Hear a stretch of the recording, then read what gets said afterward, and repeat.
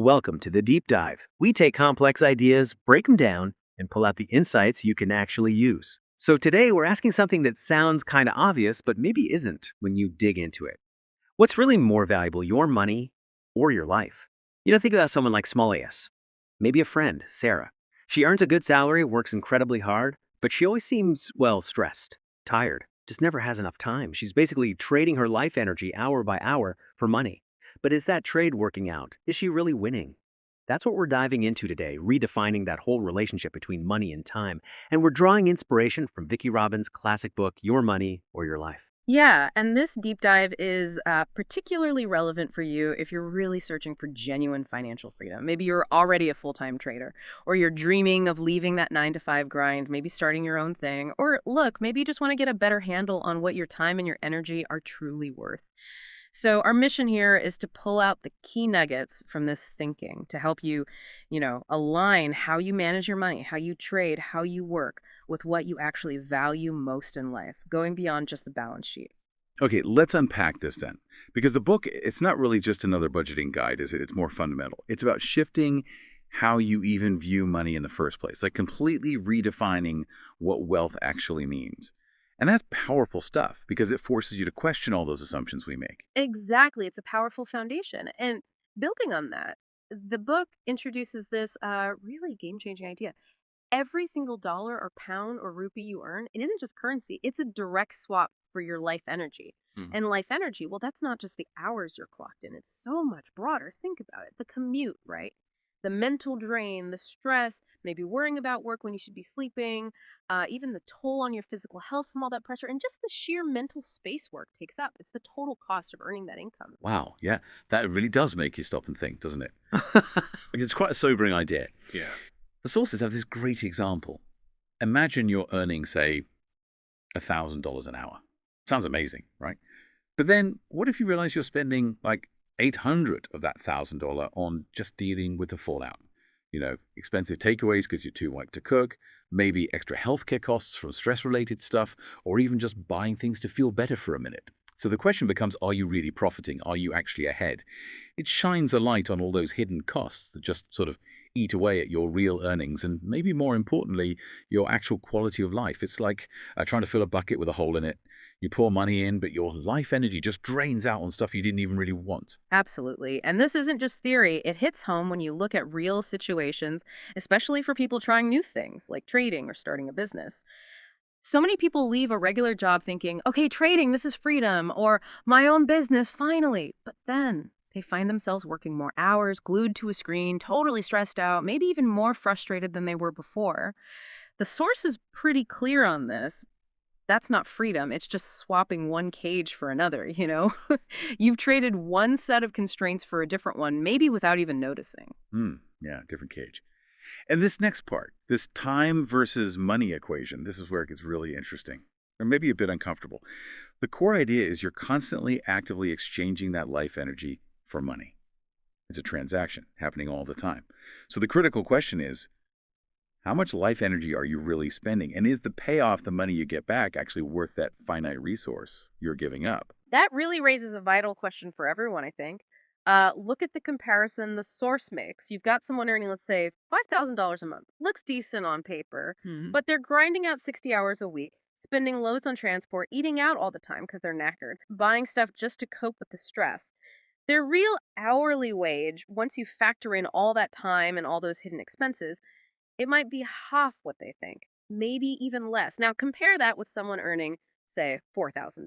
Less, right? But they work maybe 30 hours a week from home, much less stress, more time for family, hobbies, whatever. So, who's genuinely richer? When you think about life quality, about actual well being, it makes you totally rethink what rich even means. It's not just the gross income figure. It's quite stark when you put it like that. Let's be really honest here. If you're a trader staring at charts for, 10 hours straight, or an entrepreneur hustling nonstop, or a freelancer chasing down clients, if all that effort brings in only a modest income, and meanwhile your health is tanking, your relationships are feeling the strain, and you've got zero peace of mind, well, that's a massive negative return on life, isn't it? The spreadsheet might look okay, maybe, but your life energy bank account, it's running on empty. That's such a critical point.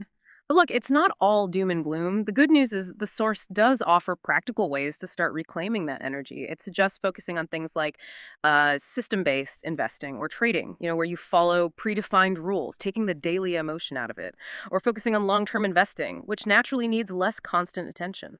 These approaches let you potentially earn without being chained to the screen 24/7. They help you get your time back.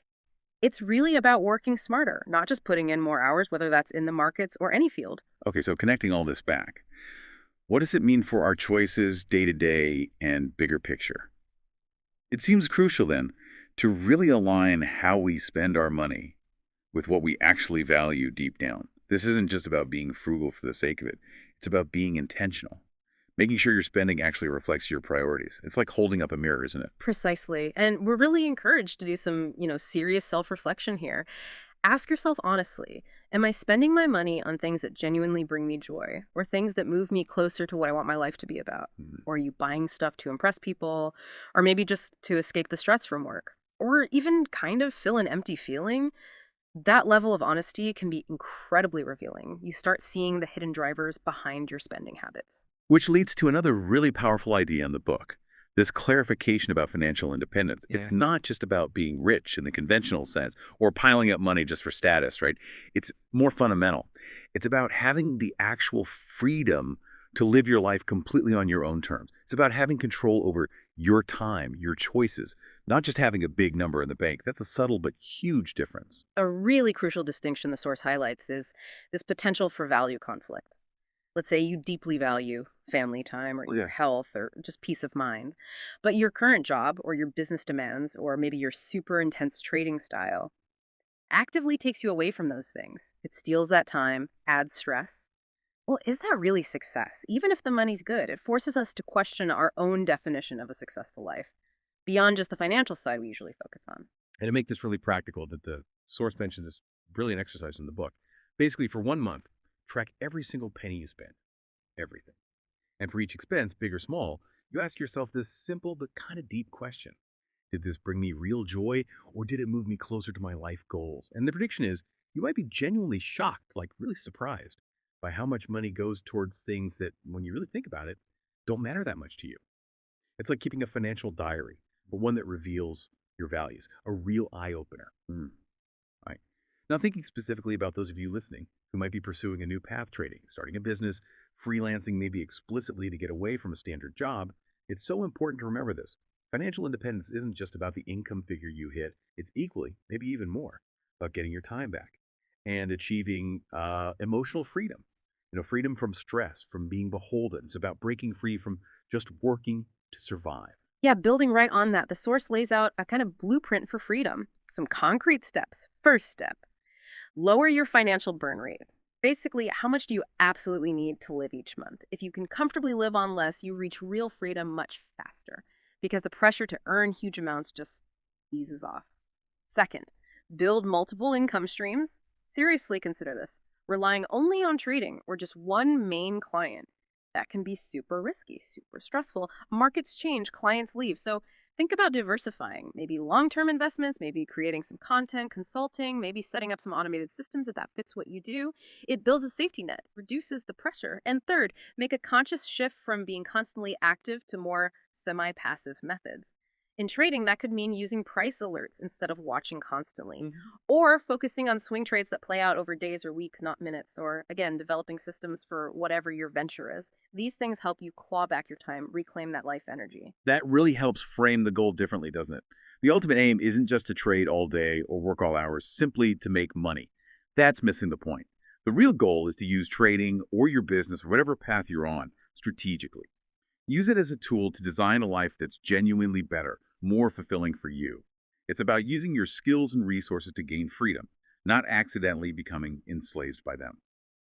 Okay, so as we start to wrap up this deep dive, let's quickly pull together the big takeaways. First, that core idea, money equals life energy. Remember the true cost and spend it intentionally.